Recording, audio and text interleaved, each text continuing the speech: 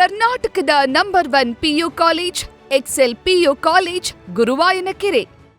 ಇನ್ನು news first ಜೊತೆ ಮಾತನಾಡೋದಕ್ಕೆ ಹಿರಿಯ ನಟ ಹಾಸ್ಯ ನಟ ಬಿರಾದರ್ ಅವರು ಸಂಪರ್ಕಕ್ಕೆ ಸಿಕ್ಕಿದ್ದಾರೆ. ಬಿರಾದರ್ ಅವರೇ ನಮಸ್ಕಾರ. ನಮಸ್ತೆ ಸರ್. ನಮಸ್ತೆ. ಹಿರಿಯ ಹಾಸ್ಯ ನಟ MS ಉಮೇಶ್ ಅವರು ಇನ್ನಿಲ್ಲ.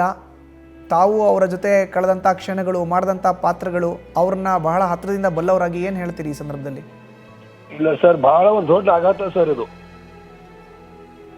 ಹಲೋ, ಮಾತಾಡಿ ಬಿರಾದರ್ ಅವರೇ. ಕೇಳಿಸ್ತಾ ಇದೆಯಾ? ಕೇಳಿಸ್ತದೆ ಬಿರಾದರ್ ಅವರೇ. ಕೇಳಿಸ್ತಾ ಇದೆಯಾ ಸರ್? ಕೇಳಿಸ್ತದೆ ಮಾತಾಡಿ ಬಿರಾದರ್ ಅವರೇ. ಸರ್, ಅದು ದೊಡ್ಡ ಆಘಾತ ಸರ್. ಉಮೇಶ್ ಅಣ್ಣ ಅವರು ತೀರ್ಕೊಂಡಿದ್ದು. ನಾವು ಸುಮಾರು ಒಂದು 15 ದಿವಸದಿಂದ ಹೋಗಿ ಒಟ್ಟಿಗೆ ಜಗ್ಗಿ ಸರ್ ನಾವು ಹೋಗಿ ಮಾತಾಡ್ಸ್ಕೊಂಡ್ ಬಂದೀವಿ ಸರ್. ನಿನ್ನೆ ಒಂದು ವಾಟ್ಸಪ್ ಅಲ್ಲಿ ಬಂದಾಗ ಉಮೇಶ್ ಅಣ್ಣ ತೀರಾ ಗಂಭೀರ ಅಂತ ಬಂದ. ನಾನು ಬೆಳಗ್ಗೆ ನಮ್ಮ ಮನೆಗೆ ಹೇಳಿದೆ. ನಾನು ಒಂದು 10 ಗಂಟೆ ಹಂಗೆ ಹೋಗಿ ಅಲ್ಲಿ ಶಿವೇಗೌಡ್ರನ್ನ ತಿಳಿದಾರೆ ಕಿದ್ವಾಯಲ್ಲಿ. ಅವ್ರು ಕೇಳ್ಕೊಂಡು ಹೋಗೋಣ ಅಂತ ಈಗ ಅವ್ರು ಮೈಸೂರು ಅಮ್ಮನೊಂದು ಫೋನ್ ಮಾಡೋದು. ಜಸ್ಟ್ ಈಗ 5 ನಿಮಿಷದ ಹಿಂದೆ ಮಾಡಿದ್ರು ಮೈಸೂರು ಅಮ್ಮನೊಂದು.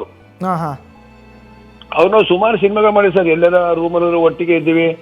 ಆಮೇಲೆ ಕೆಲವೊಂದೆಲ್ಲ ಅಲ್ಲಿ ನಾವು ಧಾರಾವಾಹಿ ಸಿನಿಮಾ ಮಾಡುವಾಗ ಅಲ್ಲಿ ಸಾಹಿತ್ಯ ಇಲ್ಲಾಂದ್ರೆ ಅವರೇ ಸಾಹಿತ್ಯ ಬರೋರು ಉಮೇಶ್ ಅಣ್ಣನೇ. ಆಮೇಲೆ ನಮ್ಮೂರಲ್ಲಿ ಒಂದು ನಾಟಕ ಅಂತ ಹೇಳಿ ಅವ್ರದ್ದು ಎಲ್ಲಾ ಒಂದು ಕಾಮಿಡಿ ಕಲೆಯಲ್ಲಿ ಸೇರಿಸಿ ಒಂದು ಧಾರಾವಾಹಿ ಮಾಡಿದ್ರು. ಬಹಳ ಚೆನ್ನಾಗಿ ಮಾಡಿದ್ರು.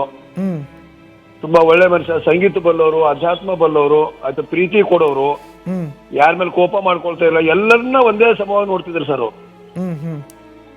ಆಯ್ತು ನಾವ್ ಎಲ್ಲಾರ ನಾವು ಹೋದೆ ಏನೋ ಒಂಥರ ಏನೋ ಒಂದು ಪ್ರೀತಿ ತೋರಿಸೋರು ಸರ್ ಅವ್ರು.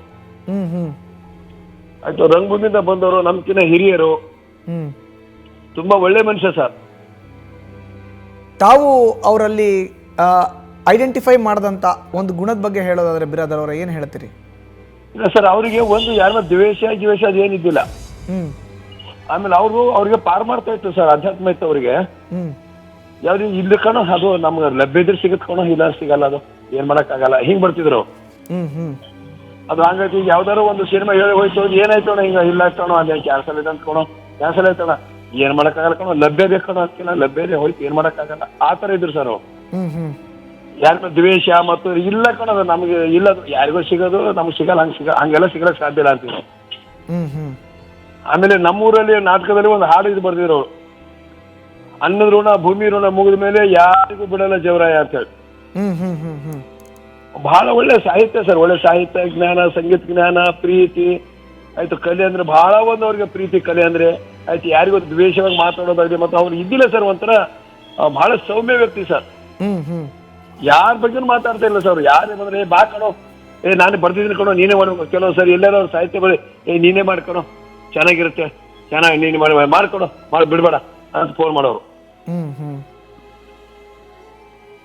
ಹಲೋ.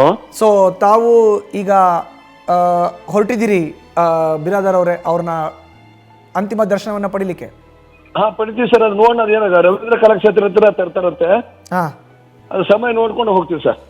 ಓಕೆ, ಧನ್ಯವಾದ ಬಿರಾದರ್ ಅವರೇ.